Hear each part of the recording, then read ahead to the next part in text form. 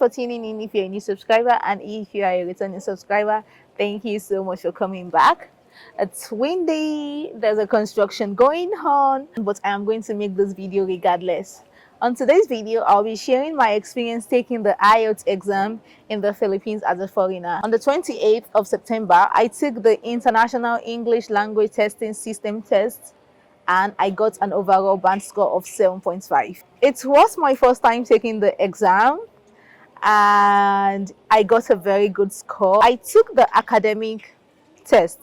When you're taking the IELTS test, there is the academic and there is the general.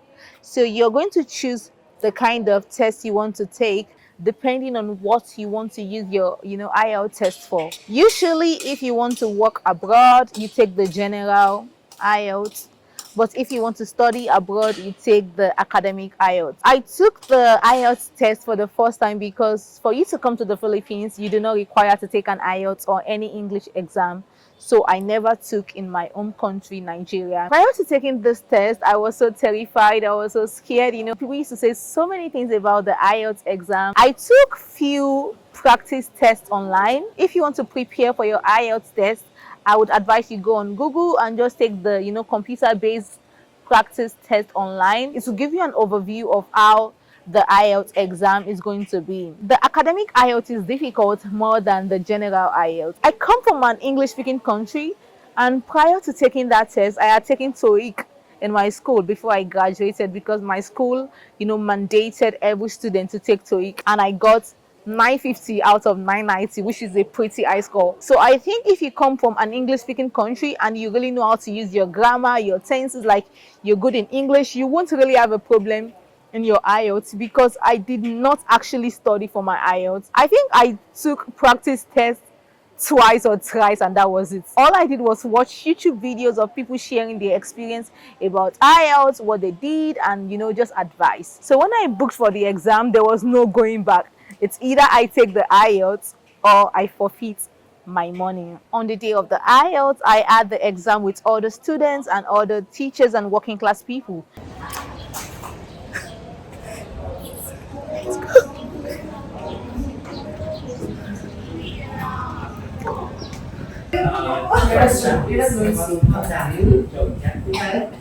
Is there section 5 minutes or something? So what IELTS are you taking? Academic? Yeah. Why do you need your IELTS? Study abroad. What is your targeted band score that you need? 7. Me too. Okay, let's go. Let's do this. Because IELTS is not only for students, as you may know. The good thing about taking the IELTS exam for me was my environment. So I took my IELTS exam at Cebu International Academy, where I am currently at. When you register your IELTS test with Cebu International Academy, you get to have a conducive environment that is free of noise for your exam. You get free lunch, you get free drink, you get to use the environment to while away time, you get to use the pool, because you don't take all your IELTS tests at once. In my own case, I took my reading, listening and writing tests all at once, which finished before lunchtime. And my speaking test was the last test and it was scheduled for 5:30 p.m. So imagine from 12 p.m. then you have to wait till 5:30 p.m. because the speaking test is individually. You don't know when others are scheduled for their test. Whereas in the other test, you take it all together with everybody scheduled for that day. I would say if you want to take your IELTS exam, register with Cebu International Academy. It is very important that you're relaxed on the day of your exam. When I took my exam, I found reading and listening to be very difficult.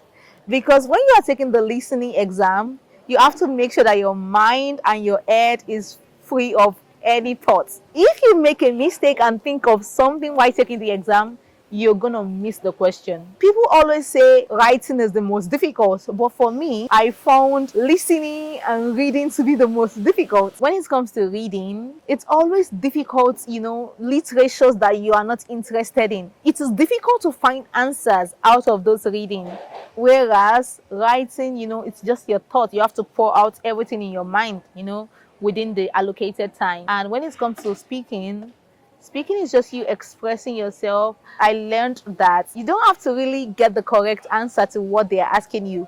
As long as you can convey yourself in English, as long as you can express yourself. You could even say, "Oh, I don't know," but just convey yourself, because the exam is all about testing your proficiency in English. At the end of this video, I'll be telling you what I got in each skill. Also, when you're preparing for your IELTS exam, I would advise that you register for the IELTS trial test that IDP IELTS usually organize. A day to me taking my exam, I registered for the IELTS trial test, which is an exact simulation of the IELTS exam. The way the exam is going to be held during the trial test is the same way it's going to be held, during the actual test.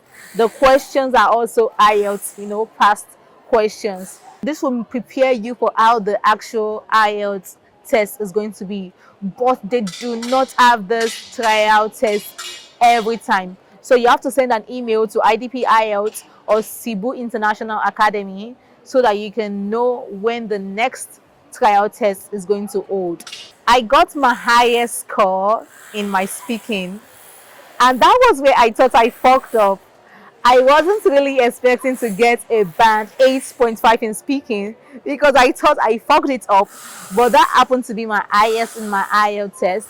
I got a band 7 in my listening and a band 7 in my speaking, and the least is 6.5 in my writing. As to what I did in preparing for my test, I did absolutely nothing. I'm not going to come here and lie to you that I was watching this, I was reading this. I did nothing, because I am quite confident in my English skill. I've been reading novels since I was a kid in Nigeria. I love reading novels and all of that. So I believe I have a total hang of my English. So I did absolutely nothing. So I think the IELTS exam is not as scary as people make it seem like. As long as you're confident of yourself and you've prepared well for the test, I think you're going to ace it. You guys might say that, "Oh, you have a very good score in your IELTS exam." Yes, I know I did, but my aim was to have a minimum of 7 in each band, and my writing was 6.5. So what I did was that I went to IDP IELTS and I requested for a remarking. So if you're confident of what you've written in your IELTS test, you can request for a remarking and pay a sum of 6,200 pesos for the remarking. They are going to remark your paper and get back to you. If your score is higher, they are going to refund the money back to you.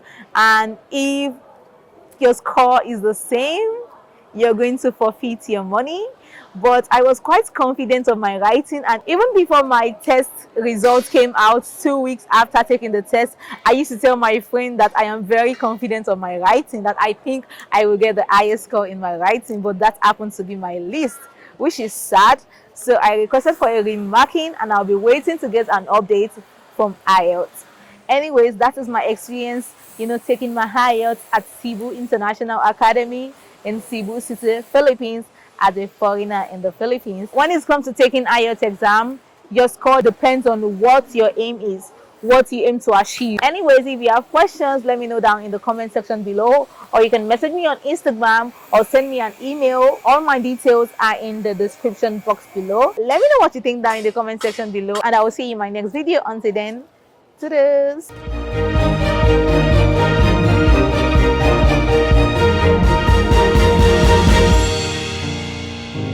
Make your story with CIA.